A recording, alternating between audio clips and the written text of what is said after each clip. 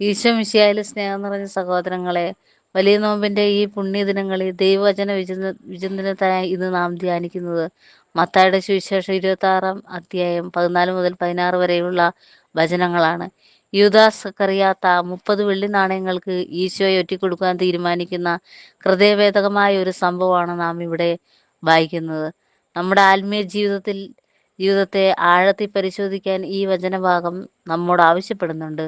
പ്രധാനമായും 3 ചിന്തകളാണ് ഈ വചനം നമുക്ക് നൽകുന്നത്.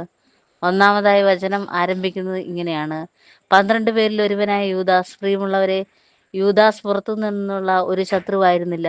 ഈശോയെ സ്വന്തം ഇഷ്ടപ്രകാരം തിരഞ്ഞെടുത്ത, അവിടുത്തെ അത്ഭുതങ്ങൾ നേരിൽ കണ്ട, ആ സ്നേഹം അനുഭവിച്ച 12 പേരിൽ ഒരുവനായിരുന്നു.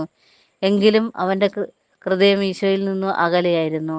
നാമും ഇതുപോലെ സഭയോടും ഇടവകയോടും കൂദാശകളോടും ചേർന്ന് നിൽക്കുന്നവരാകാം. എന്നാൽ ഭാഗ്യമായി ഈ അടുപ്പം കൊണ്ട് മാത്രം നാം ക്രിസ്തുവിൻ്റെ യഥാർത്ഥ ശിഷ്യന്മാരാകുന്നില്ല. നമ്മുടെ ഹൃദയം ക്രിസ്തുവിനോട് ചേർന്നിരിക്കുന്നില്ലെങ്കിൽ ഭാഗ്യമായ പ്രാർത്ഥനകൾ എത്രയുണ്ടെങ്കിലും ഏതു നിമിഷവും നാമും വീണുപോകാം എന്ന വലിയ മുന്നറിയിപ്പാണ് യൂദാസ് നമുക്ക് നൽകുന്നത്. രണ്ടാമതായി യൂദാസ് പ്രധാന പുരോഹിതന്മാരോട് ചോദിക്കുന്നു: ഞാൻ അവനെ നിങ്ങൾക്ക് ഏൽപ്പിച്ചു തന്നാൽ നിങ്ങൾ എനിക്ക് എന്തു തരും?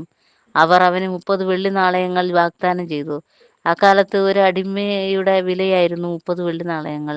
ലോകത്തിന്റെ മുഴുവൻ സ്രഷ്ടാവായ ദൈവത്തെ വെറും ഒരു അടിമയായി വിൽക്കാനാണ് യൂദാസ് വിറ്റുകളഞ്ഞത്. നമ്മുടെ ജീവിതത്തിൽ നാം ഈശോയ്ക്ക് നൽകുന്ന വില എന്താണ്? പലപ്പോഴും ചെറിയ സാമ്പത്തിക ലാഭങ്ങൾക്ക് വേണ്ടി, സ്വാർത്ഥമായ ചില താല്പര്യങ്ങൾക്കും വേണ്ടി, സ്ഥാനമാനങ്ങൾക്ക് വേണ്ടി നാമും സത്യവും നീതിയും ഉപേക്ഷിക്കാറില്ലേ? ചെറിയ ലാഭങ്ങൾക്ക് വേണ്ടി സ്വന്തം കുടുംബാംഗങ്ങളെ, സഹോദരങ്ങളെ നാം ഒറ്റിക്കൊടുക്കാറില്ലേ? എൻ്റെ വിശ്വാസത്തെ, സ്നേഹബന്ധങ്ങളെ ഞാൻ വിറ്റുകളയുന്ന എൻ്റെ ജീവിതത്തിലെ ആ 30 വെള്ളി നാണയങ്ങൾ എന്തെല്ലാമാണെന്ന് ഈ നോമ്പ് കാലത്ത് നാം തിരിച്ചറിയണം. മൂന്നാമതായി വചനം പറയുന്നു: അപ്പോൾ മുതൽ അവൻ യേശുവിനെ ഒറ്റിക്കൊടുക്കുവാൻ അവസരം അന്വേഷിച്ചു കൊണ്ടിരുന്നു. പാവം എന്നത് പെട്ടെന്ന് സംഭവിക്കുന്ന ഒരു അബദ്ധമല്ല, മറിച്ച് പലപ്പോഴും അത് നമ്മുടെ ബോധപൂർണമായ ഒരു തീരുമാനമാണ്. യൂദാസ് തൻ്റെ ഗുരുവിനെ ഒറ്റിക്കൊടുക്കാൻ തക്കം പാർത്തിരിക്കുകയായിരുന്നു. നാം എന്തിനുള്ള അവസരമാണ് നമ്മുടെ ജീവിതത്തിൽ അന്വേഷിക്കുന്നത്? മറ്റുള്ളവരെ സഹായിക്കാൻ, നന്മ ചെയ്യുവാനും പ്രാർത്ഥിക്കാനുള്ള അവസരങ്ങളാണോ നാം തേടുന്നത്?